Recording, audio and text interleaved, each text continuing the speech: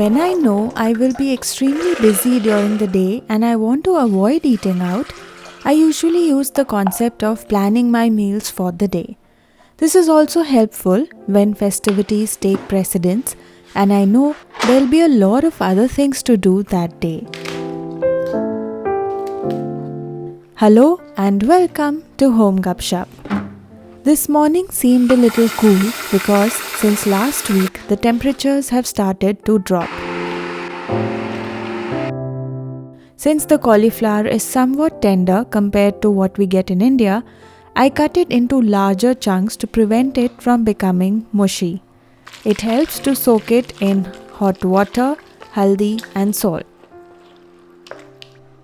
With the warm steam of hot water comforting me, I can already sense the arrival of autumn that brings with it some cool vibes. As usual, I'm waking up early to meditate for a short while, drink some water, and take in the fresh air. Since chopping is the most enjoyable portion, I like to start there. While the chanas are boiling on the side, we proceed with chopping onions and tomatoes to make the base for a cauliflower recipe. Does cauliflower already remind you of winters?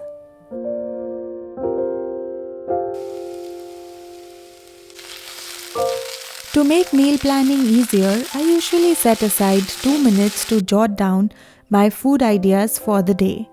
The plan for today is to make a basic aloo sabzi with poori for breakfast, Gobhi, aloo and kala chana for lunch, and a delicious pasta for dinner. Cooking the tomato, onion and ginger garlic paste until the mixture becomes somewhat dry.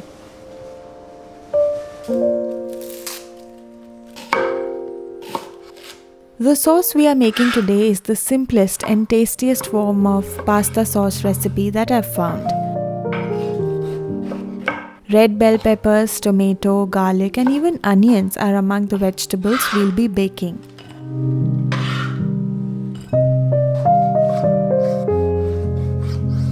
We'll use them to make pasta sauce after baking them till they get tender.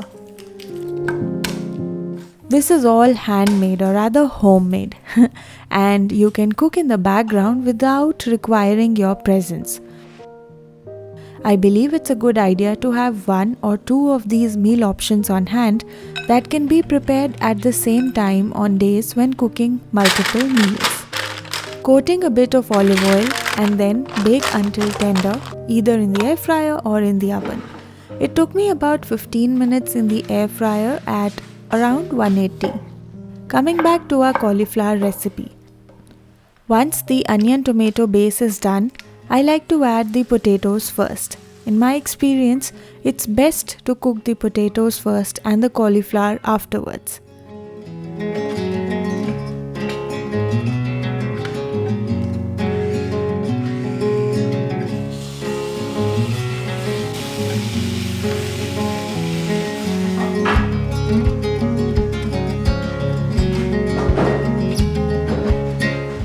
Is it just me or do you also feel that some curries just taste better with the onion tomato base made in the chopper? Like for rajma even, I don't puree anything. Instead, I like to finely chop everything in the chopper and the end result is a curry with some texture in it. Making the kala chana or whole chana, for which we will cook finely chopped onions. Adding bay leaves at this point is optional. To this, we will also add finely done tomatoes and ginger garlic paste that I usually make at home and keep in advance. I had some dal makhani masala and I like to add that to this recipe too. The secret to elevating this simple sabzi is to use garam masala at the very end.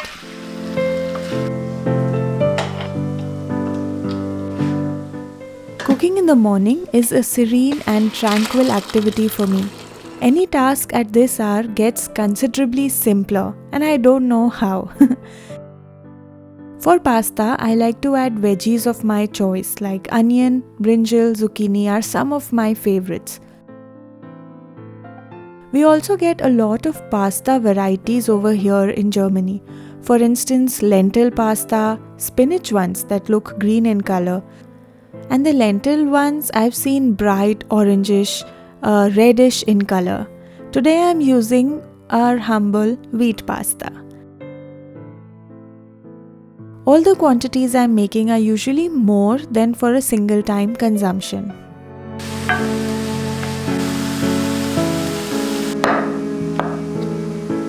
After cooking the veggies, I'm going to blend the sauce ingredients that we baked earlier and then add that along with the cooked pasta.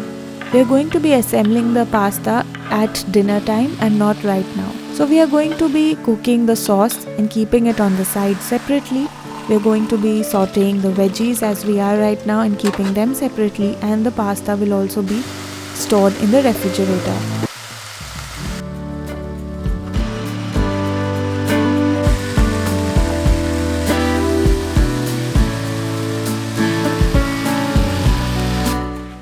Another thing I've noticed when I make all my meals in the morning is that it actually helps me stay more mindful about what I'm eating throughout the day.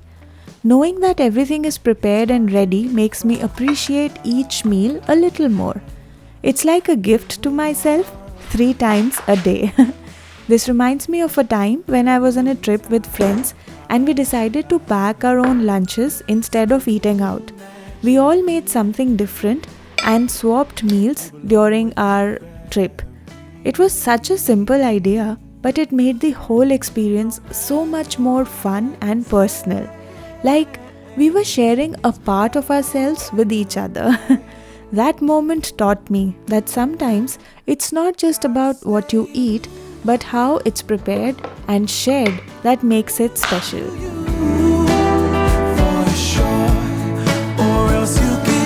Can you tell that the day has gotten brighter? I mean with the morning light. But with the coming months, even at 8 in the morning, we won't be able to see this bright light anymore. So, I'm soaking it all in while I can. For the aloo sabzi, we are going to be sauteing a bit of chana dal in oil and heat it thoroughly before adding the remaining tadka. Curry leaves, mustard seeds, asafoetida and a small amount of turmeric. Onions only be sauteed until they are tender and delicious. Gotta stay loose when next to you. When I lived in Bangalore, we discovered a really nice Poori sabzi place that used to open early in the morning to serve just this one item. That's where I got the idea for this recipe of aloo too. Naturally, the puris they made were larger and more conventional in style compared to what I am making today, but the potato curry they prepared was incredibly tasty despite being so basic. So the recipe that I am making today, or the variation that I am making today, is the result of my Google search for that exact dish. The secret here is to use a small amount of gram flour or besan and blend it into a slurry.